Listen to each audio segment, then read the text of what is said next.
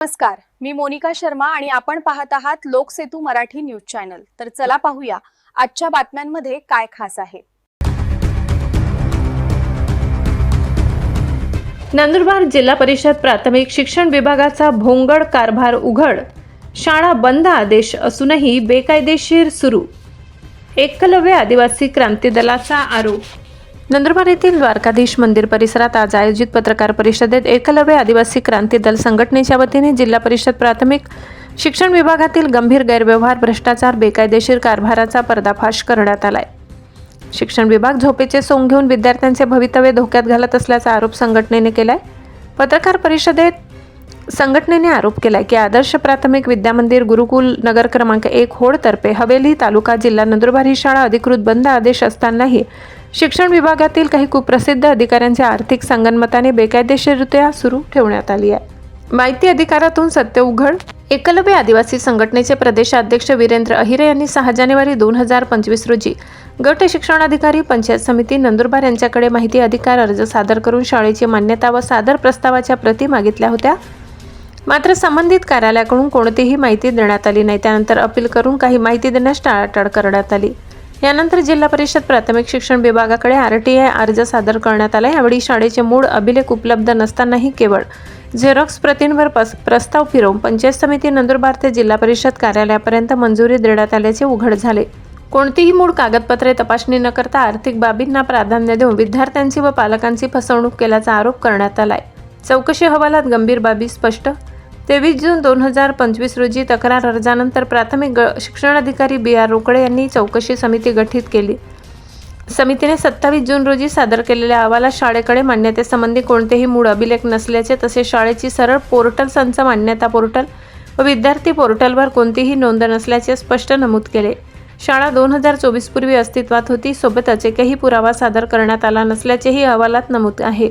बंद आदेश असूनही कारवाई नाही। चौकशी अहवालानंतर 2 जुलै 2025 रोजी शिक्षणाधिकारी भानुदास R रोकडे यांनी सदर शाळा अनधिकृत असल्याने तात्काळ बंद करण्याचे स्पष्ट लिखित आदेश दिले। कारवाई न झाल्यास फौजदारी गुन्हे दाखल करण्याचा इशारा दिला।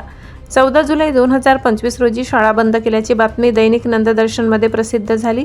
मात्र प्रत्यक्षात आजही शाळेची संबंधित प्रस्ताव विभागात मंजूर होत असल्याचा गंभीर आरोप करण्यात आलाय। भाडेकरार जागा व नियमाचे उल्लंघन। पत्रकार परिषदेत सांगण्यात आले की शाळेकडे कोणतेही मूळ स्थलांतर किंवा हस्तांतरण आदेश नाही। शाळेसाठी आवश्यक क्षेत्रफळ उपलब्ध नसून भाडे करारनामा केवळ 100 रुपयाच्या स्टॅम्प पेपरवर करण्यात आलाय। तोही 27 जून 2025 रोजी खरेदी केलेला असून नोंदणीकृत नाही।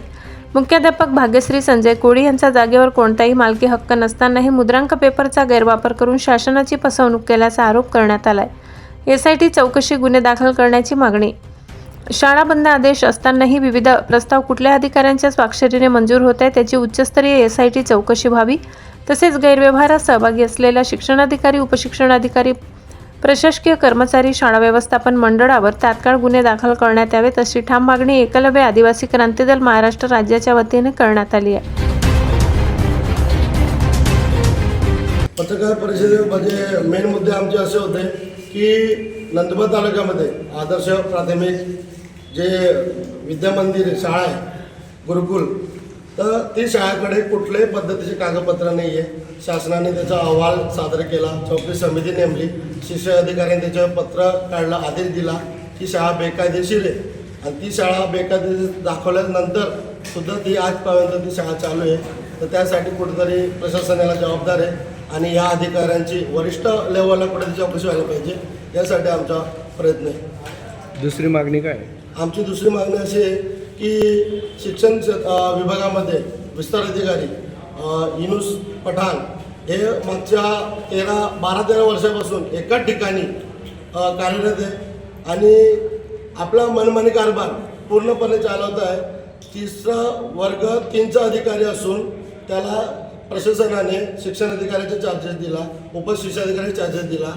तर आमची मागणी आहे की SIT मार्फत या पूर्ण की तुम्ही कोणत्या बेसिसवर या अधिकाऱ्याला हे पदांची जबाबदारी दिली, तर ही मागणी चौकशीची मागणी आमची प्रशासनाकडे आहे की सखोल चौकशी व्हायला पाहिजे आणि त्याच्यामध्ये जे अधिकारी दोषी आहेत त्यांच्यावर कायदेशीर कारवाई झाली पाहिजे। अशा जे काही त्यांनी आपल्या अधिकाराचा वापर करून गैरपद्धतीने त्यांनी अंदाजपत्रक कुठलंही सादर न करता टेंडर त्यांनी फ्लॅश केलेले त्या गोष्टीला आमच्या पूर्णपणे विरोध आहे. आमच्या माहितीनुसार आम्ही जे माहिती अधिकाऱ्यांना माहिती मागवली त्याच्यामध्ये तौदा, अक्कलकुवा, नंदुरबार, दडगाव, शहादा असेल प्रत्येक ठिकाणी टाकलेली माहिती आम्हाला या अधिकाऱ्यांनी लपवून दिली आणि त्यांनी अधिकाऱ्यांनी माहिती दिली की आमच्याकडून कुठलाही अहवाल वरिष्ठांनी मागवला नाही आहे. तरीसुद्धा या विशाल पाटील या कर्मचाऱ्याने पूर्णपणे आपल्या पदाचा गैरवापर करून या व्यक्तीने टेंडर फ्लॅश करून स्वतःचा वैयक्तिक फायदा बघून कुठेतरी चुकीचे केले आणि या गोष्टीला सुद्धा आमचा विरोध आहे की याची 100% चौकशी व्हायला पाहिजे. याच्या विरोधामध्ये एक इंजिनियराने हायकोर्टामध्ये गुन्हा दाखल केला आहे, अपील टाकलेली आहे की मनमानी कारभार कुठलंही तुम्ही माघारीचे पत्र न घेता त्या व्यक्तीला त्यांनी ते कामातून बाहेर केलं आणि स्वतःच्या व्यक्तीला त्यांनी ते काम मंजूर करून दिलं. त्यामध्ये आम्ही या गोष्टींची जेव्हा चौकशी केली तर आम्हाला आतापर्यंत 25 ते 30 शाळा ह्या बेकायदेशीर आढळून आलेल्या आहे आणि त्यासाठी सुद्धा आमच्या एरियामध्ये पाठपुरावा चालू राहणार आहे आणि या सगळ्या शाळा आम्ही बोगस येतं त्या बोगस सिद्ध करण्याचा प्रयत्न असेल आणि आमची विनंती आहे प्रशासनाने या गोष्टींची पूर्तता केली पाहिजे आणि कुठेतरी न्याय दिला पाहिजे. जर आम्हाला न्याय नाही भेटला तर येणाऱ्या काळामध्ये आम्ही जिल्हा परिषदेसमोर आमरण उपोषण करू. जोपर्यंत नाही भेटत नाही कायद्याच्या चौकटीत राहून तोपर्यंत आम्ही तिथून उठणार नाही एवढे मी गवाही देतो. लोकसेतू मराठी न्यूजसाठी मुख्य संपादक प्रवीण चव्हाण, नंदुरबार. साठी एवढंच. ताज्या घडामोडी, स्थानिक बातम्या आणि महत्त्वाच्या अपडेट्स जाणून घेण्यासाठी आमच्या लोकसेतू मराठी न्यूज चॅनलला सबस्क्राईब करा. धन्यवाद.